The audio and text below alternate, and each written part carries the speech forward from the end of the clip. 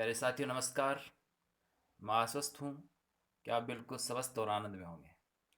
दोस्तों, आज संविधान सभा से संबंधित क्वेश्चंस को डिस्कस करेंगे। कल भी अपन संविधान सभा से संबंधित क्वेश्चंस को डिस्कस किया था और आज इससे संबंधित जो समितियाँ हैं, खास करके जो समितियों से क्वेश्चन बनते हैं उनके बारे में डिस्कस करेंगे। तो दोस्तों, ये संविधान सभा बहुत ही महत्वपूर्ण टॉपिक है, तो आप इसे ध्यान से सुने और कल जो लास्ट वीडियो था उसको भी अच्छे से देखें। तो आइए दोस्तों, आज के सेशन में आपका हार्दिक स्वागत है। और इस सेशन का पहला क्वेश्चन है, प्रारूप समिति के संदर्भ में असंगत कथन कौन सा है। तो दोस्तों, प्रारूप समिति को पांडुलेखन समिति भी कहा जाता है। ये भी आपको ध्यान में रखना है कि जो प्रारूप समिति है उसका पांडुलेखन समिति भी नाम है। इसको ड्राफ्टिंग कमेटी भी कहते हैं। तो दोस्तों, इसमें आपको असंगत कथन कौन सा है वो छांटना है। तो यहाँ पे चार ऑप्शंस दिए हुए हैं। जैसे पहला है कि इसका जो गठन हुआ था वो 29 अगस्त 1947 को हुआ। सेकंड इसका ऑप्शन है कि प्रारूप समिति के अध्यक्ष डॉक्टर भीमराव अंबेडकर निर्वाचित हुए। प्रारूप समिति का उद्देश्य था संविधान के प्रारूप का विचार करना, क्योंकि संविधान सभा की जो द्वितीय बैठक थी उसमें बी एन राव को संविधान सभा का संवैधानिक सलाहकार नियुक्त कर दिया था। तो उन्होंने संविधान का एक प्रारूप तो तैयार कर दिया था, उस प्रारूप पर विचार करने के लिए एक प्रारूप समिति का गठन किया था और जिसकी अध्यक्षता डॉक्टर भीमराव अम्बेडकर के द्वारा की गई थी। दोस्तों, यहाँ पे नेक्स्ट ऑप्शन है कि इसके सदस्य कितने थे, 1+7। तो यहाँ पे आपका जो असंगत कथन है वो डी ऑप्शन है। तो आपका राइट आंसर है डी, क्योंकि यहाँ पे गठन सही है कि गठन 29 अगस्त 1947 को ही हुआ था। ये राइट कथन है और इसके अध्यक्ष डॉक्टर भीमराव अम्बेडकर ही थे। इसका उद्देश्य भी संविधान के प्रारूप का विचार करना ही था, लेकिन इसकी सदस्य संख्या कुल 7 थी, 1+7 नहीं थी। यानी इसकी सदस्य संख्या 1+6 थी। 1+6 का मतलब यहाँ पे कि एक अध्यक्ष था और 6 अन्य सदस्य थे। जो 6 अन्य सदस्य हैं उनको आगे क्वेश्चन में डिस्कस करेंगे। तो यहाँ पे 1+7 न होकर के 1+6 थे। तो इसका राइट आंसर है 1+6 और यहाँ पे आपका सही ऑप्शन है इसमें डी। इससे नेक्स्ट क्वेश्चन है, निम्नलिखित में से कौन प्रारूप समिति के सदस्य नहीं थे। तो दोस्तों, प्रारूप समिति को अभी आपने पढ़ा है, इसको पांडुलेखन समिति भी कहते हैं, ड्राफ्ट कमेटी भी कहते हैं। और ये जो प्रारूप समिति थी इसमें कुल सदस्य संख्या 7 थी, 1+6।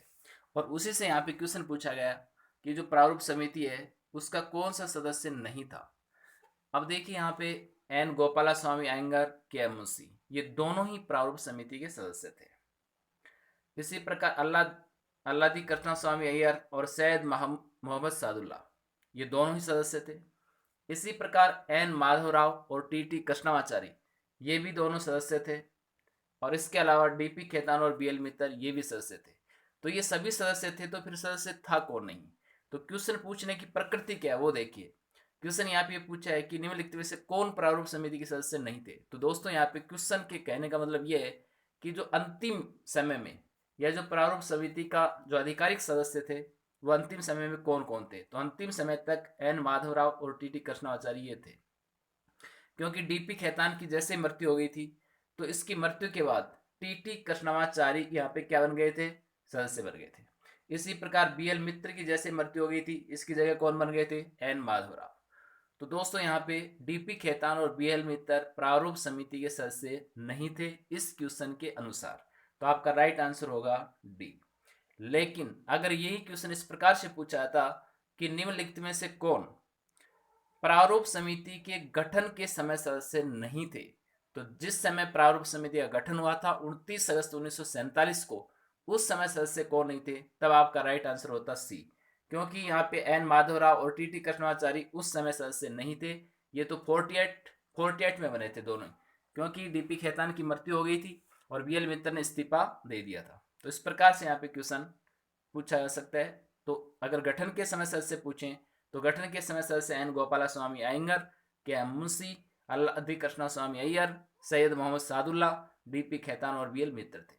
यहीं से और भी इंपॉर्टेंट क्वेश्चन बनता है दोस्तों कि प्रारूप समिति के एकमात्र सदस्य जो मृत्यु को प्राप्त हो गए थे, तो प्रारूप समिति के एकमात्र वो सदस्य कौन से थे जिनकी मृत्यु हुई थी। तो आंसर आएगा डी पी खेतान। इसी प्रकार क्वेश्चन पूछा जा सकता है कि प्रारूप समिति के वो कौन से सदस्य थे जिन्होंने अपने पद से त्यागपत्र दे दिया था। तो त्यागपत्र देने वाले कौन थे? BL मित्र। और इसके अलावा और भी इंपॉर्टेंट क्वेश्चन बनता है कि प्रारूप समिति के एकमात्र मुस्लिम लीग के सदस्य कौन थे। तो मुस्लिम लीग का जो एकमात्र सदस्य था प्रारूप समिति का, वो सॉरी वो थे सैयद मोहम्मद सादुल्ला। तो प्रारूप समिति के मुस्लिम लीग से एकमात्र सदस्य सैयद मोहम्मद सादुल्ला थे। इसके अलावा इसमें एक और इंपॉर्टेंट क्वेश्चन बनता है कि प्रारूप समिति के कांग्रेसी सदस्य कौन थे, एकमात्र कांग्रेसी सदस्य कौन थे। तो एकमात्र कांग्रेसी सदस्य पूछा जाए तब आपका आंसर आएगा KM मुंशी। वैसे तो एन गोपाल इस सैयद मोहम्मद सादुल्ला को छोड़ करके सारे के सारे कांग्रेसी थे, लेकिन मूलभूत रूप से यानी कि मूल रूप से जो कांग्रेसी थे वो KM मुंशी थे। तो ये भी आपको यहाँ पे ध्यान रखना है, क्योंकि जैसे ही जुलाई 1946 में चुनाव हुआ था 292 सीटों के लिए, तो वहाँ पे जो 208 सीट है वो किसको मिली थी? कांग्रेस को। 73 मुस्लिम लीग को मिली थी और 15 अन्य को मिली थी। 4 चीफ कमिश्नर है उनके लिए भी चुनाव हुए थे, 296 लिए कुल चुनाव हुए थे। तो वहाँ पे 208 में जो कांग्रेसी है सभी उसी में शामिल थे, लेकिन KM मुंशी मूल रूप से कांग्रेसी था, इसलिए इसको एकमात्र कांग्रेसी सदस्य कहा जाता है प्रारूप समिति का। तो इस प्रकार से प्रारूप समिति बहुत इंपॉर्टेंट है, इससे क्वेश्चन पूछे जाने की बहुत ज़्यादा संभावना रहती है। इससे नेक्स्ट क्वेश्चन है डॉक्टर भीमराव अंबेडकर के द्वारा संविधान का अंतिम प्रारूप संविधान सभा के समक्ष कब पेश किया गया था। तो दोस्तों आप जानते हैं हम एक सीक्वेंस में क्वेश्चन सीरीज बनाते हैं और सीक्वेंस में इसका अपन रिवीजन करते हैं। तो पहले प्रारूप समिति का हमने गठन पढ़ा, उसका अध्यक्ष पढ़ा, उसकी सदस्य संख्या पढ़ी, उसका उद्देश्य पढ़ा, और उसके बाद बात यह रही कि जब डॉक्टर भीमराव अंबेडकर की अध्यक्षता में प्रारूप समिति का गठन हो चुका था और वहाँ पे प्रारूप समिति ने अपना काम करना प्रारंभ कर दिया था, और जैसे उन्होंने उस BN राव के द्वारा बनाए गए संविधान के प्रारूप पर विचार कर लिया था, तो पहला प्रारूप तैयार किया, सभा के समक्ष रखा, उसके बाद द्वितीय प्रारूप बना, उसके बाद अंतिम प्रारूप बना। इस प्रकार से 3 प्रारूप बने थे। तो यहाँ से आपसे क्वेश्चन पूछा कि अंतिम प्रारूप कब पेश किया था।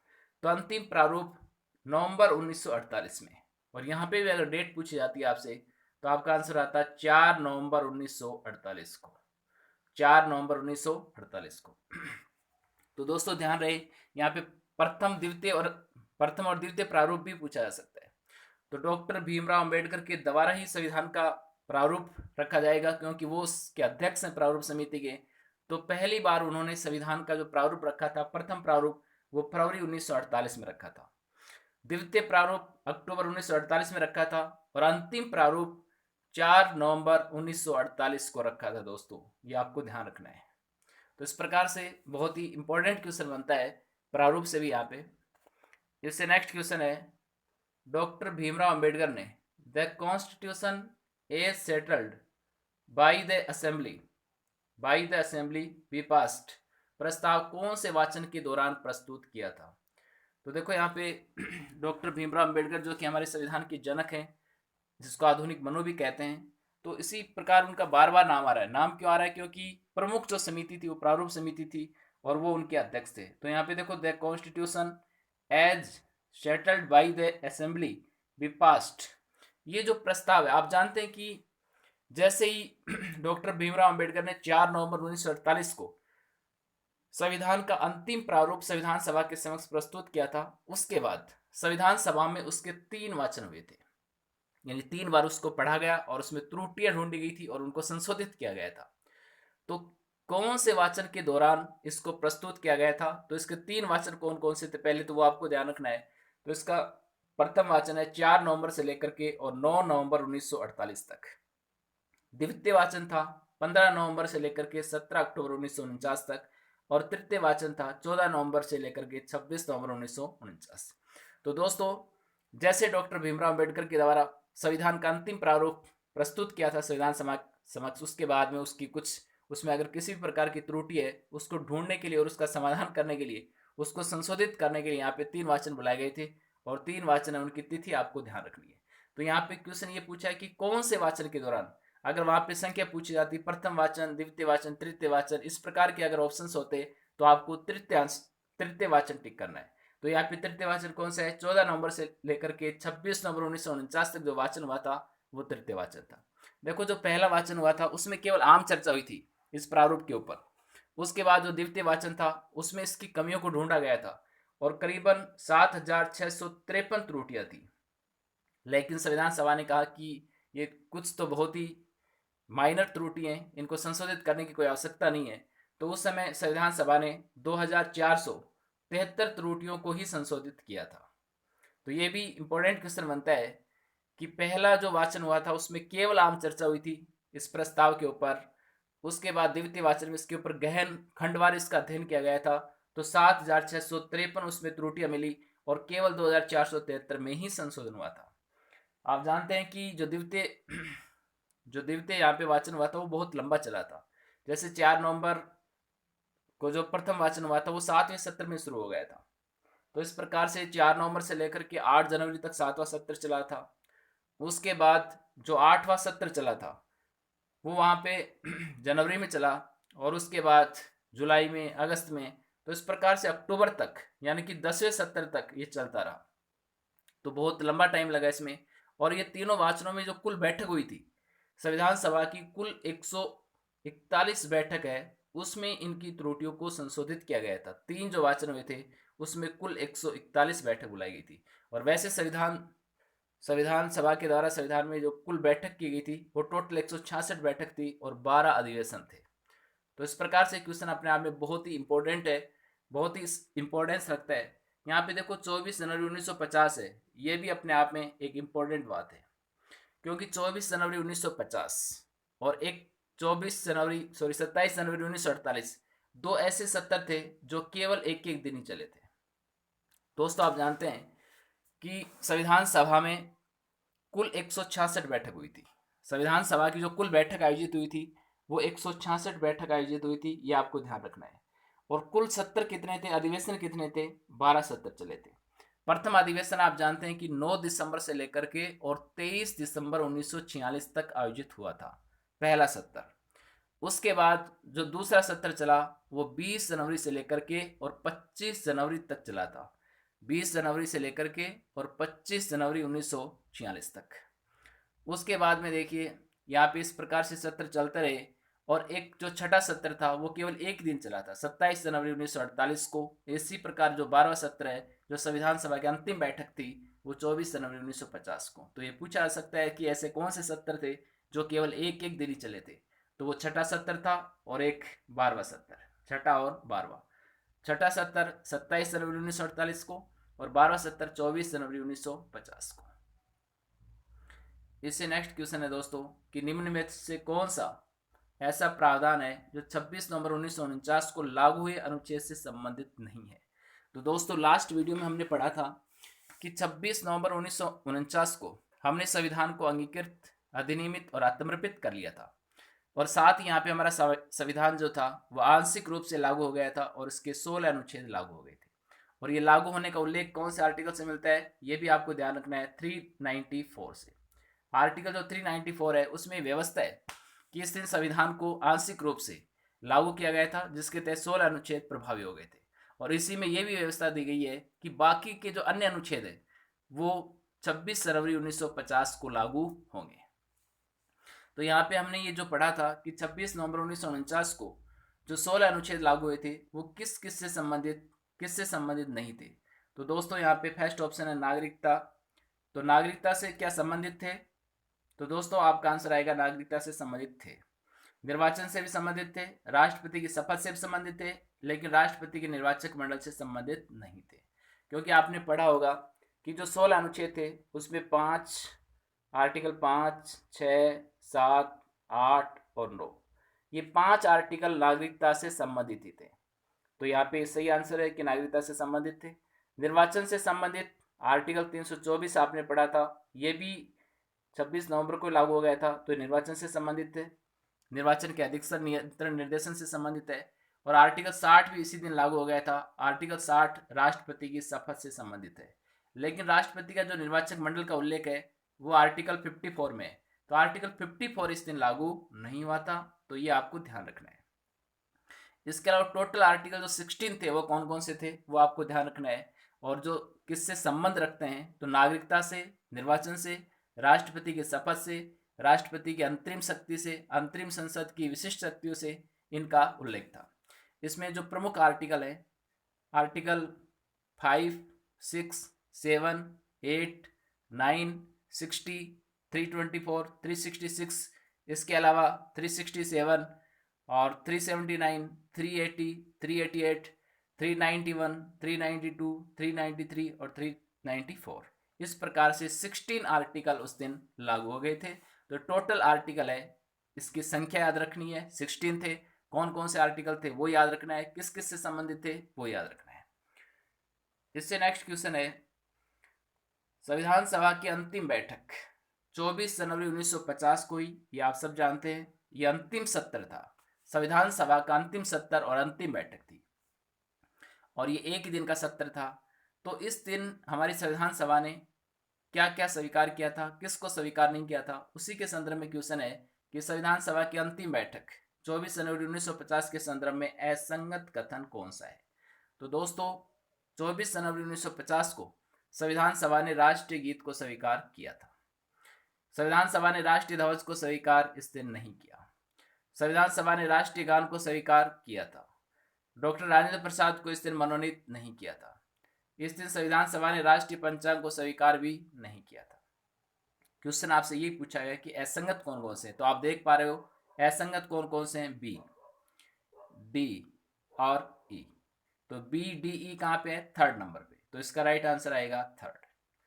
तो दोस्तों अगर, तो यहाँ पे मन में सवाल आता है कि अगर 24 जनवरी 1950 को राष्ट्रीय ध्वज को स्वीकार नहीं किया गया तो फिर राष्ट्रीय ध्वज स्वीकार कब किया गया था। तो आपको ध्यान रखना है कि राष्ट्रीय ध्वज को 22 जुलाई 1947 को स्वीकार किया गया था। 22 जुलाई 1947 को, 1947 को। इसी प्रकार यहाँ पे कि राष्ट्रपति तो उसी दिन निर्वाचित हुए थे, तो यहाँ पे वर्ड है मनोनीत, मनोनीत नहीं हुए थे, वो क्या हुए थे, इसी दिन हुए थे, लेकिन इसी दिन क्या हुए थे, निर्वाचित हुए थे। अब आप कहेंगे कि निर्वाचन कहाँ से हो गया, जब संसद ही नहीं बनी थी। संसद तो कब बनी थी, मई 1952 में, तो उनका चुनाव 24 जनवरी 1950 को कैसे हुआ। तो आप जानते हैं कि संविधान सभा न केवल संविधान का निर्माण कर रही थी, वो इसके साथ साथ अंतरिम संसद के रूप में भी कार्य कर रही थी। और 24 जनवरी 1950 को संविधान सभा के सदस्यों से ये कहा गया कि जो कोई भी राष्ट्रपति बनने का इच्छुक है वो फॉर्म अप्लाई करे। तो एकमात्र डॉक्टर राजेंद्र प्रसाद ने ही फॉर्म अप्लाई किया था, तो वो निर्विरोध निर्वाचित हुए थे। ये भी आपको ध्यान रखना है कि डॉक्टर राजेंद्र प्रसाद निर्विरोध निर्वाचित हुए थे 24 जनवरी 1950 को। उसके बाद भी उन्होंने जब मई 1952 के लिए निर्वाचित हुए थे तो वहाँ पे वो निर्विरोध निर्वाचित नहीं होते, उसके सामने क्या है, उम्मीदवार थे। तो ये भी आपको ध्यान रखना है। तो यहाँ पे इनका मनोनयन नहीं हुआ था, ये क्या हुए थे, निर्वाचित हुए थे, इसीलिए पॉइंट यहाँ पे क्या है, गलत है। तो निर्वाचन संविधान सभा नहीं कर सकती है क्योंकि उसको अंतरिम संसद की क्या थी, शक्ति प्राप्त थी, क्योंकि उन्होंने पहला संशोधन भी किया था। संशोधन करने की शक्ति किसके पास है, संसद के पास होती है, लेकिन पहला संशोधन आप जानते हैं कि संविधान सभा के द्वारा ही किया गया था। प्रथम संविधान संशोधन अधिनियम कब हुआ था, 1951 में, और संसद कब बनी थी, 1952 में। तो ये भी आपको ध्यान रखना है कि कौन सा संविधान संशोधन संविधान सभा के द्वारा किया गया था, तो प्रथम ही था। राष्ट्रीय पंचांग की बात करें तो यहाँ पे जो राष्ट्रीय पंचांग है, राष्ट्रीय पंचांग को भी संविधान सभा ने इस दिन स्वीकार नहीं किया था। राष्ट्रीय पंचांग को संसद ने स्वीकार किया था, संविधान सभा ने स्वीकार नहीं किया था, संसद ने किया था। और ये कब किया था, 22 मार्च 1957 को, 22 मार्च 1957 को राष्ट्रीय पंचांग को स्वीकार किया था। और दोस्तों यहाँ पे जो राष्ट्रीय पंचांग है वो कौन सा है, शक संवत था, विक्रम संवत था, या ईस्वी सन था। तो ध्यान रखना, राष्ट्रीय पंचांग के रूप में हमारी संसद ने किसको स्वीकार किया था, शक संवत को। तो यहाँ पे देखो तीन है, जैसे अपन पढ़ते हैं कि शक संवत है, इसके अलावा विक्रमी संवत है और एक ईस्वी सन है। इनमें संबंध क्या है, जैसे अभी वर्तमान में जैसे अपन ईस्वी सन पढ़ते हैं, ईस्वी सन कौन सी ईस्वी सन चल रही है, तो 2020 चल रही है, 2020 चल रही है।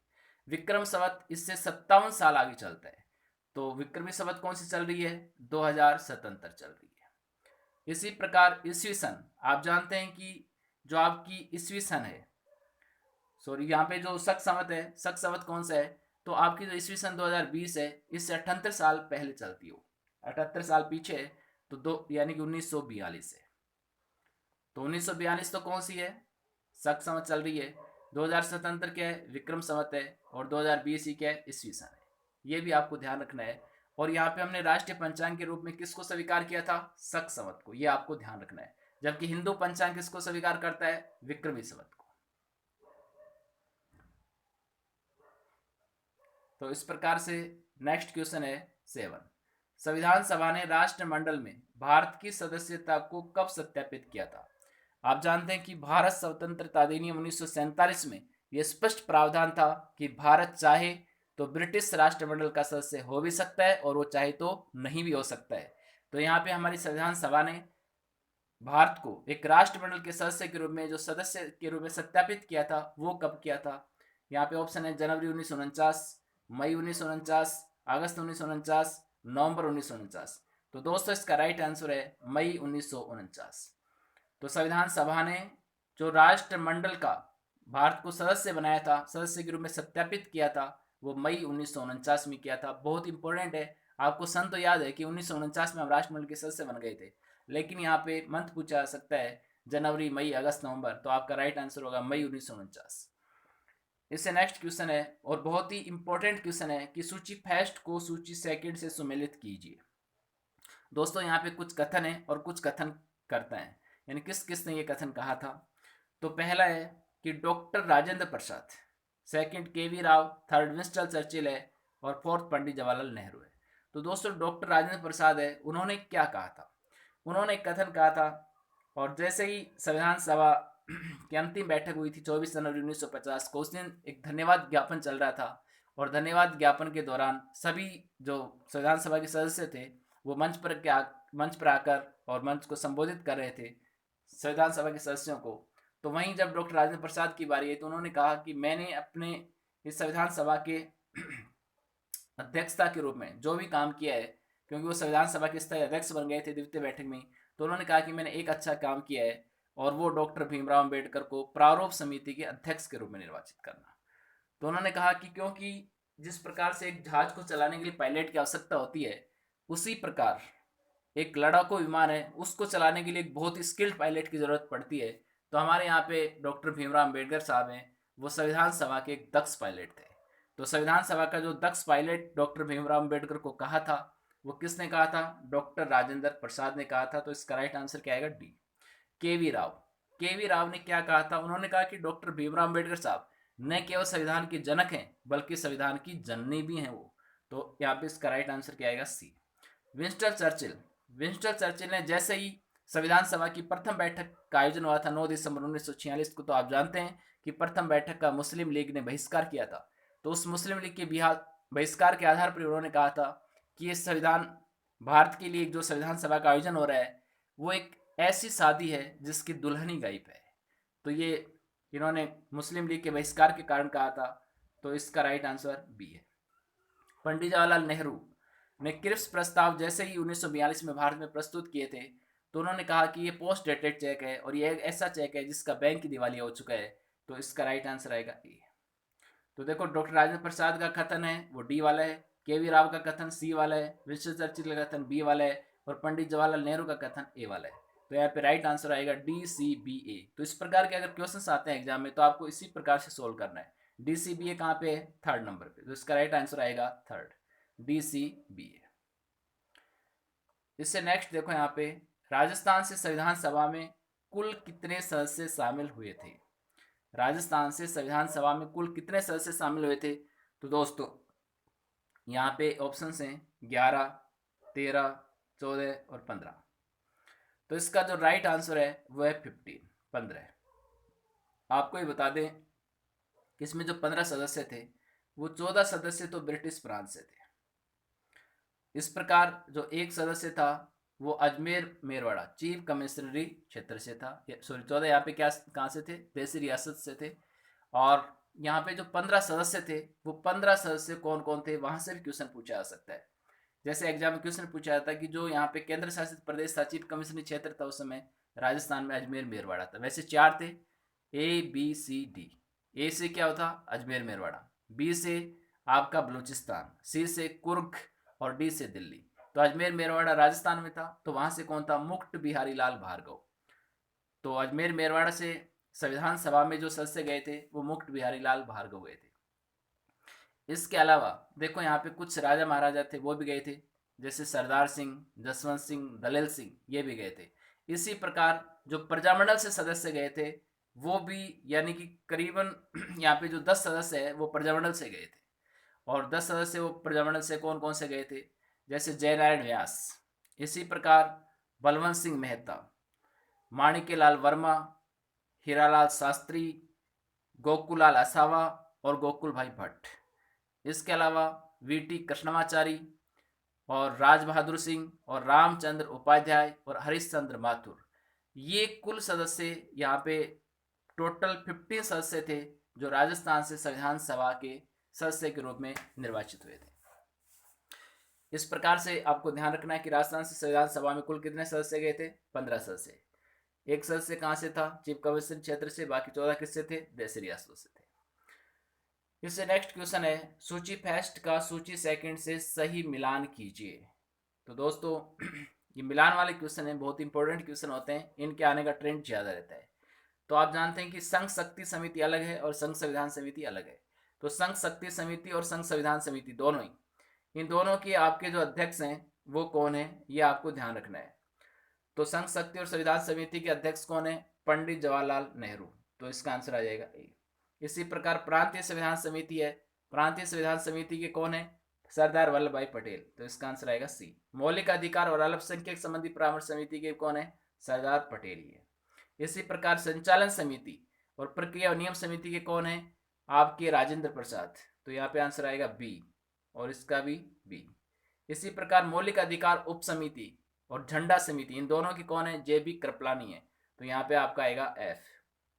इसी प्रकार अल्पसंख्यक उप समिति, अल्पसंख्यक उप समिति और अल्पसंख्यक जो उप समिति है इनके अध्यक्ष आपके जो हैं वो एस.सी. मुखर्जी हैं। और एस.सी. मुखर्जी यहाँ पे कितने नंबर पे है, डी। इसी प्रकार देखो यहाँ पे, तो इस प्रकार से आपका हो गया ACC-BB-FD, ACC-BB-FD। और इससे नेक्स्ट आपको ध्यान रखना है कार्य संचालन समिति। कार्य संचालन समिति कौन है, के मुंशी। तो ये क्या आएगा, जी। तो आपने देखो अभी पढ़ा था ACC-BB-F और उसके बाद डी और उसके बाद जी। तो ये ऑप्शन देखिए कहाँ पे आप, तो ACC-BB-FD, तो देखो यहाँ पे नहीं है, यहाँ पे हाँ यहाँ पे है ACC-BB-FD। तो इसका राइट आंसर होगा सेकंड। तो ये सारे के सारे आपको कथन याद रखने हैं किसने क्या कहा था। तो इस प्रकार से आपके 10 क्वेश्चन कंप्लीट हो जाते हैं। इसके अलावा देखो आपको जो इम्पोर्टेंट फैक्ट है ये भी कि जैसे हमारा संविधान बनकर के तैयार हो गया तो संविधान को डिजाइन किसने किया था, क्योंकि संविधान के चारों तरफ जो इस प्रकार का बॉर्डर है वो बॉर्डर किसने तैयार किया था। तो वो दो व्यक्ति थे, एक तो नंदलाल बोस और दूसरे का नाम है प्रेम बिहारी नारायण। एक तो नंदलाल बोस और दूसरा है प्रेम बिहारी नारायण, जिसको रायजादा भी कहते हैं। तो ये दो व्यक्ति थे जिन्होंने हमारे संविधान को डिजाइन किया था। इसके अलावा देखो संविधान में सभा में कुल 15 महिलाएं थी, लेकिन उसमें 9 महिलाएं हैं वो उन्होंने प्रथम बैठक में क्या लिया था, भाग लिया था। इसके अलावा यहाँ से ये भी इंपॉर्टेंट क्वेश्चन है कि संविधान सभा के सदस्यों के द्वारा संविधान पर जो हस्ताक्षर किए गए थे उसमें सबसे पहले नंबर पर जो हस्ताक्षर करने वाले थे वो पंडित जवाहरलाल नेहरू थे। और अंतिम हस्ताक्षर करने वाले कौन थे, डॉक्टर राजेंद्र प्रसाद थे। और राजस्थान की तरफ से जो 15 सदस्य गए थे उनमें सबसे पहले हस्ताक्षर करने वाले कौन थे, बलवंत सिंह मेहता है, वो प्रथम हस्ताक्षर करने वाले थे। यहाँ पे देखो 15 महिलाएं हैं, यहाँ से क्वेश्चन पूछे जाने की संभावना है कि वो 15 महिलाएं कौन कौन थी। तो वो भी आपको अच्छे से याद रखनी है कि 15 महिलाएं कौन कौन थी। तो 15 महिलाएं आप आसानी से याद रख सकते हैं, उनके बिल्कुल शॉर्ट नेम है, जैसे अम्मू, अम्मू, अन्नी, इसी प्रकार राजकुमारी इमृता कौर, और इसी प्रकार आपकी दुर्गा, हंसा, लीला, कमला, पूर्णिमा, मालती और सुचेता कृपलानी, सरोजिनी नायडू, विजय लक्ष्मी पंडित और रेणुका राय, ये सब जो महिलाएं थी ये आपके वहाँ पे सदस्य थी। इसके अलावा एकमात्र मुस्लिम महिला भी थी, आपको पता है, और बेगम अयाज रसूल, उसका नाम क्या था, बेगम अयाज रसूल था।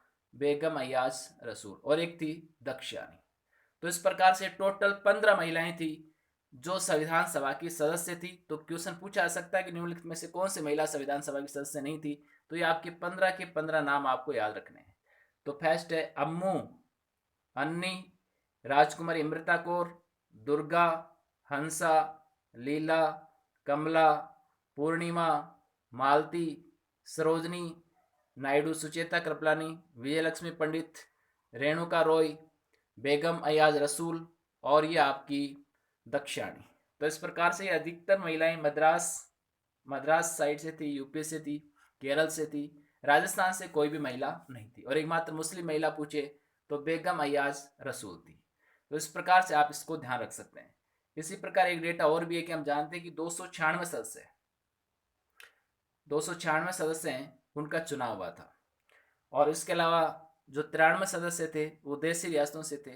तो 296 सदस्यों का जो इलेक्शन हुआ था उनके लिए कुल 11 प्रांत थे, 11 ब्रिटिश प्रांत थे। उसमें 11 ब्रिटिश प्रांत थे और 4 क्या थे, चीफ कमिश्नरी क्षेत्र थे। तो 4 चीफ कमिश्नरी क्षेत्र थे और 11 ब्रिटिश प्रांत है। तो वहां से कुल कितने सदस्य निर्वाचित होकर के आए थे, 292। जो अंत तक कितने रह गए थे, 229, 31 दिसंबर 1947 तक आते आते।